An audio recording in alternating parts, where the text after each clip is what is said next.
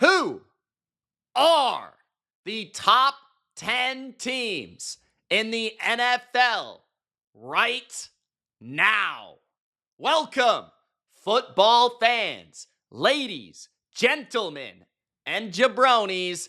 It's Mitch here to react to the iconic Colin Cowherd herd hierarchy.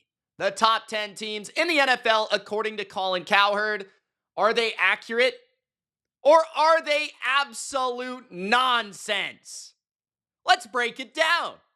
Gronk, spike the like button and don't be a jabroni. Subscribe for more Colin Cowherd and NFL reactions here on the Bottom Line View. Let's go. Let's react to Colin's top 10. Okay, Colin, what do we got? All right, here we go. It is Tuesday. Here's the herd hierarchy. Before we go, list your top 10 teams in the NFL in the comment section below. Obviously, I rank every NFL team every week here on the channel, so my power rankings are out there. If we get 100 likes on this video, I will post my top 10 NFL contenders, the teams that I think can win the Super Bowl after 7 or 8 weeks. So, Gronk, spike the like button. Let's go, Colin. Top 10 teams in football. Herd hierarchy. Time is now. Let's go. The top 10 NFL teams according to Colin. Number 10. I put them in this morning. I bounced the Seahawks out because after those 4 giveaways, I The Patriots have made it. just can't trust Seattle. Seattle's 11. I put New England in at 10. They don't beat themselves. 4 straight. There's so much there already. Okay, first of all, the biggest Seahawks fan on the internet, who Claire told me this guy had Seattle like top 5 or something like that. Like wild madness. They just beat the Texans at home on Monday Night Football. They got a home victory for the first time, I think, ever, it feels like, other than against the Saints. And this guy moved Seattle out of the top 10? Bro, Colin's losing it, bro. He's losing it. But, man, what does he have to say about the Patriots? I think the Patriots are too low at number 10, but at least they made the list. Let's see what he has to say. 8 wins, top 10 offense, top 5 scoring defense. Mike Vrabel, this was our prediction, the team that would double their win total. We said it before the season. We had them as a playoff team. Their remaining schedule is the easiest in the league. 6 straight games with 100-plus passer rating. I like Drake May. I didn't think he would be this good, this quick. They feel like a one-and-done playoff team that's winning a lot on energy and focus and enthusiasm and youth. But I put them at 10 and bounce Seattle out. Number 9. Oh, The Niners. I think number 9 yet. Okay. There's a lot there. First of all, Seattle, I think, is a top 10 team right now. I think Seattle's a top 10 team when you think about it. Defensively, they're a top 10 defense. Leonard Williams, Byron Murphy, Nwosu. That whole front is going crazy. DeMarcus Lawrence, even without their secondary pieces, they're dominating teams. Jacksonville and Houston in consecutive weeks, dominant, right? Mike McDonald, great defensive coach. He can go game plan to game plan, week to week with any OC, any play caller in football, which makes him very valuable. On the other side, I like what Kubiak's doing. They're not brilliant. They're not Kyle Shanahan, right? But the scheme is solid. Sam Darnold is playing really well. He's throwing the ball down the field well. Their play action game is exquisite, and JSN is uncoverable right now. If you can go for 100-plus yards against the Texans, you can do it against anybody. He's leading the league in receiving. So, yeah, they're a little bit too JSN reliant. Their offensive line has its issues. Their run game is inconsistent. But the way Darnold's playing, coupled with the way the defense is playing, I think Seattle's a top 10 team, and he took them off the list. So I'm intrigued to see who truly is in this top 10. But the Patriots being at 10, I think it's too low. First of all, Drake May, he says he likes him. He says he wouldn't have thought, and nobody really thought that he'd be this good this fast. Basically being like a top 3 quarterback in football already. Like, that's basically what he is. He's an MVP candidate. He's the leading MVP candidate if you're actually looking at the stats, if you're looking at the numbers, if you're looking at the analytics, if you're actually being unbiased about this. Drake May is the MVP of football right now. Like, period. So Drake May is that good. And that's one reason, and the only reason you really need to put the Patriots further and higher than 10. You don't need any other reason. But then you get into, okay, their run defense is elite. Their play calling right now is really strong. The offensive line is strong. The receivers are outperforming expectation, right? Especially Kayshon Boutte, Stephon Diggs, and Hunter Henry's a good player. Like, their run game got going for the first time this season last week. Maybe that continues and ascends. Their secondary and their pass coverage and their pass defense and their pass rush is much better than the numbers. Their defense has been solid this year. It's not been phenomenal, but they've definitely come up with some big plays. Their special teams is strong. So the Patriots have very few flaws. They have very good leadership, very good coaching, an excellent quarterback. And to me, that allows them to beat any team in the NFL. So to me, the Patriots are a much more viable, consistent, and strong team than a number 10 team would be for me. And I don't see them as just a wild card and out. I think they could have a higher ceiling than that. I truly, truly do, especially if this defense can truly play to the level of its talent and ability. I believe it's better than the way they're playing. So Patriots at number 10, I actually think is too low, and I would have the Seahawks in my top 10. I think Kyle Shanahan's in the running for Coach of the Year. Okay, at number 9, he has the Niners, which I can't really say that I disrespect, being that it's funny, but I told Colin all offseason the Niners would be really good this year. He had them like last in their division, third in their division. He basically was saying Shanahan's overrated. They're not good. They're old. And he was just fundamentally wrong about everything when it came to the 49ers. This is a team that, despite everything that's gone wrong, is 5-2. No Ayuk. Kittle out for weeks. Pearsall out for weeks. Jennings banged up, out for weeks. Right? Like, their center's now hurt. They've had their defense, Nick Bosa out. Fred Warner out. Players missing all over the place. Offensive line, defensive line, secondary. Like, Mustafa didn't play for the first 5-6 weeks. Like, so the Niners have been able to overcome all this to a 5-2 record. They've been excellent in one-score games. I think their special teams has been very much improved. And their coaching is the best in the NFL right now. Kyle Shanahan, Robert Saleh, that combination, what they're doing together. And Christian McCaffrey, superhuman MVP caliber. His reception numbers are insane. He's third in the NFL in catches. The Niners are in the top 10. Actually not. I think they might be my number 10 or number 11. I don't think they're like firmly in my top 10 because they just have so many injuries right now. Now, a healthy Niners or a closer to health Niners, let's say Warner and Bosa are out, but Huff's in, who's missing the next couple of weeks. Pearsall's in, who's been out.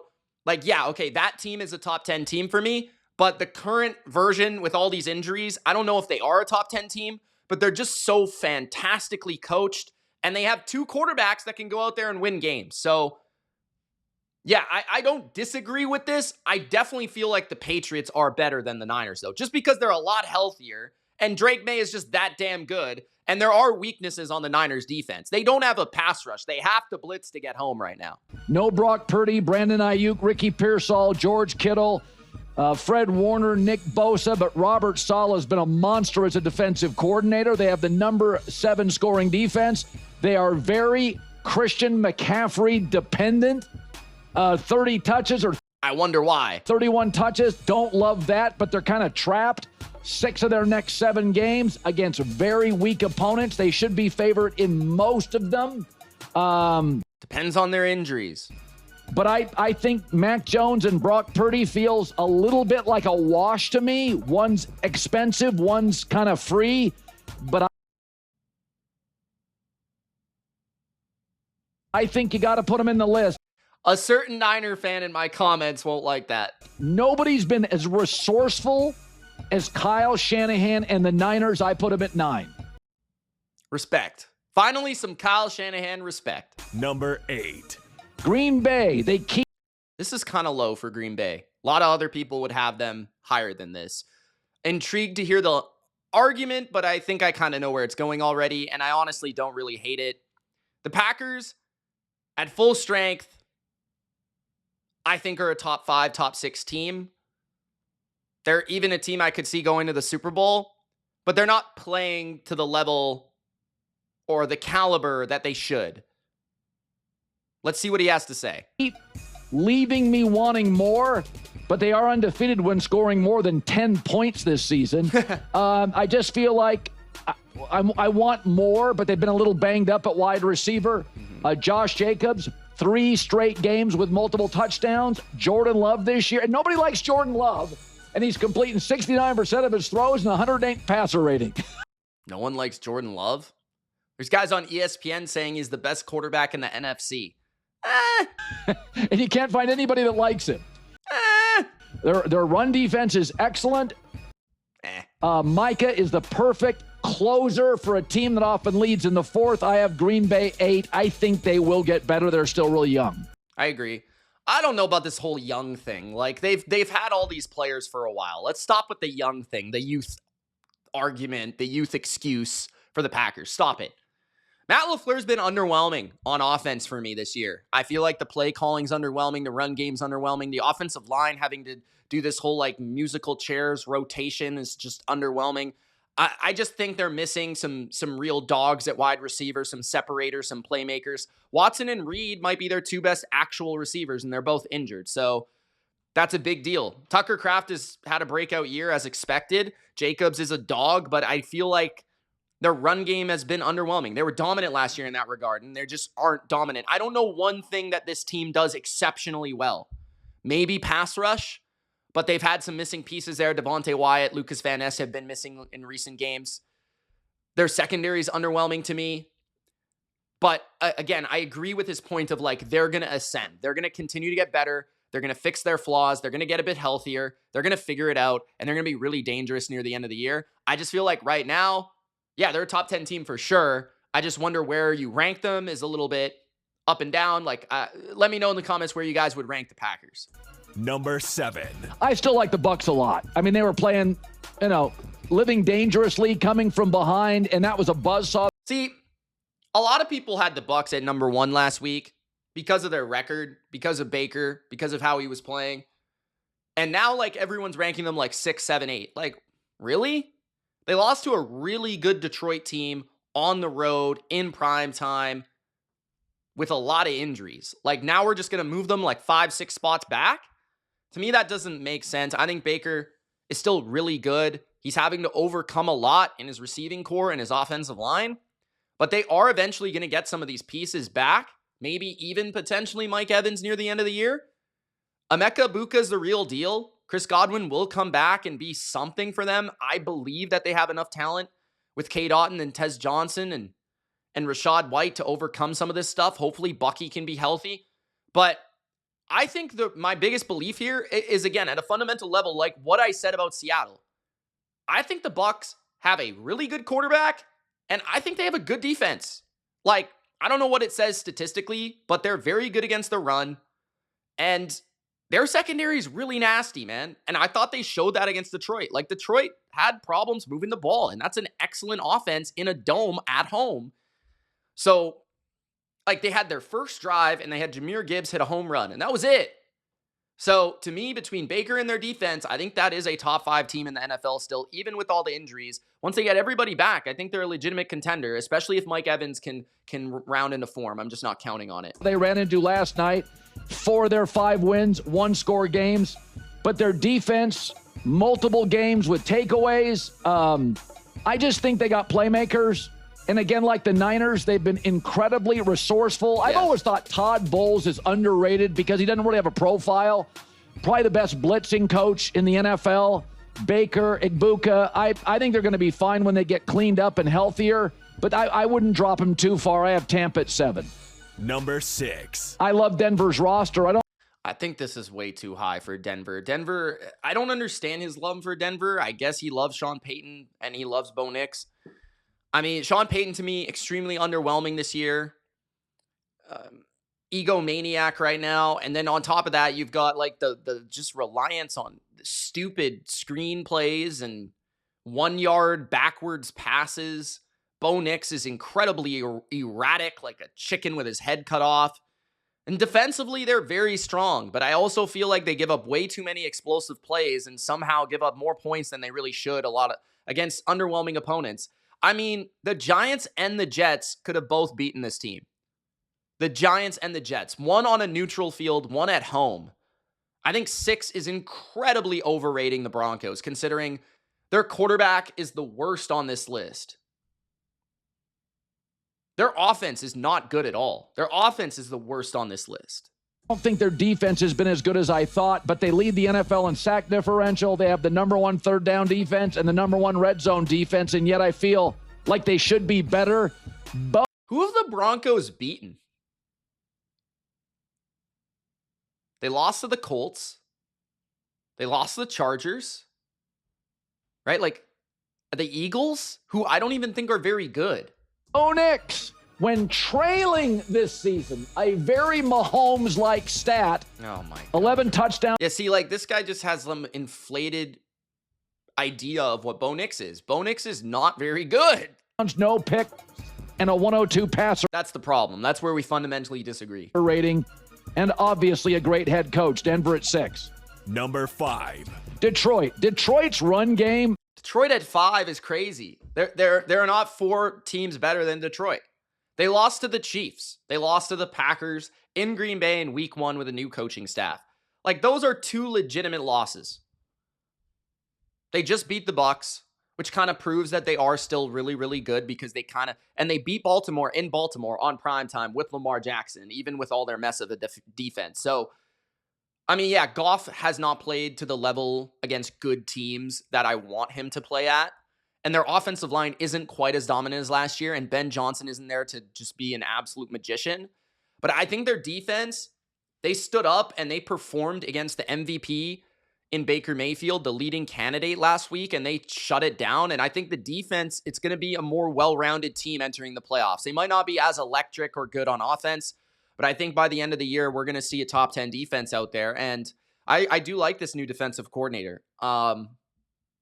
McNeil's back on defense. That really helps them. Like, I just don't understand why the Lions are not higher than 5. Jumps off. Who's better than them? Really? The TV set. They're 5-1 over their last 6 games, and they got rocked by the best team easily in the league, Kansas City. See, here's the thing. I don't think they got rocked. I think that they played in a game where they got no benefit from the refs, and they were kind of like a couple 4th downs away from being in a 1-score game. If they convert on like a 4th and 3 where St. Brown drops the ball, it's probably like a 7-point game in Kansas City against a desperate Chiefs team with half your secondary out. Like, their defense takes the ball away, gets to the quarterback. What I like about Detroit is they get leads and then they get sacks, and that's the way to win in the postseason. They're much better, obviously, at home, but I have Detroit thumped Tampa last night at 5. Number 4. Colts. I've been into the Colts. The Colts are pretty high. I don't think the Colts are better than the Lions. And the reason is I like the Lions' defense more, and I still view the offenses as in the same department, same tier. The Colts, I just need to see them play more legitimate teams. They've beaten the Chargers, who to me are very mid. Again, like, see, this is the difference between Colin and I. Colin loves Jim Harbaugh. He thinks he's the greatest coach of all time. I couldn't disagree more with that. He loves the Broncos, and the Colts have beaten both those teams. But the only legitimate team that I think the Colts have really played is the Rams, and they lost. So I need to see the Colts play more legitimate top-end teams for them to enter this tier of the top 5, right? Like, I would put them more around that 10 through 7 range, 10 through 6 range, rather than 4, 3, 2, 1. Despite their record being great, they've beat up on a lot of bad teams or injured teams. They're like, I don't love their defense. Their offense is really, really good, but I do think it's going to regress as the season wears on and people start to figure their film out. A month. They should have beaten the Rams. Best outright record in the league at 6-1. Their only loss to the Rams, and they outplayed them. Great offensive line, playmakers at running back, tight end, wide receiver. Excellent head coach. Most efficient offense in the NFL. Tied for the most touchdowns. I mean, Daniel Jones, it's like Dak.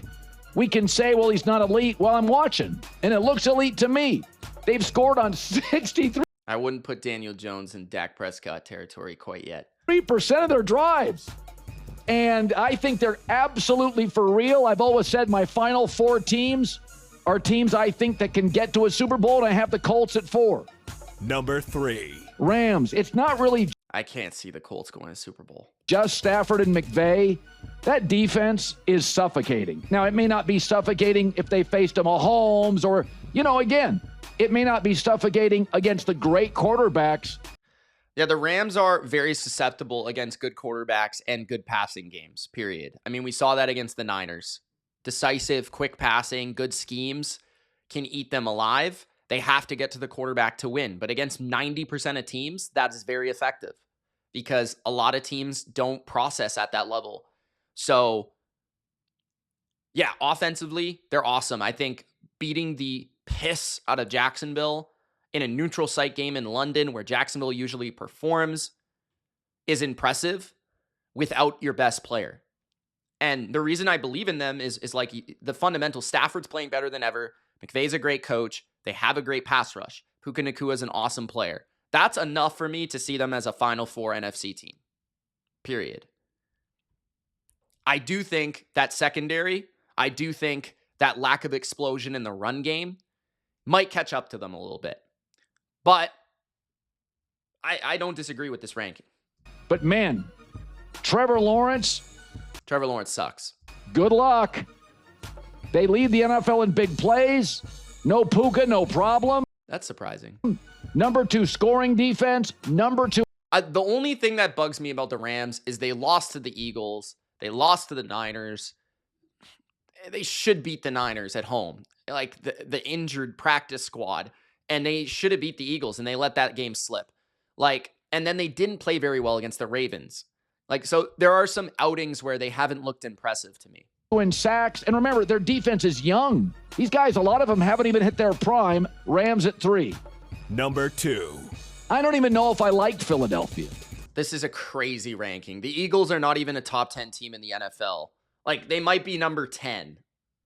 The Eagles have not outgained a single opponent this year. The Eagles are extremely overrated. They can't run the ball. Their quarterback is hit and miss. He's reliant on their receivers winning deep down the field. The defense is mid and completely Jalen Carter reliant. Their secondary has holes left and right. This is an awful, atrocious ranking. I can't even, wow.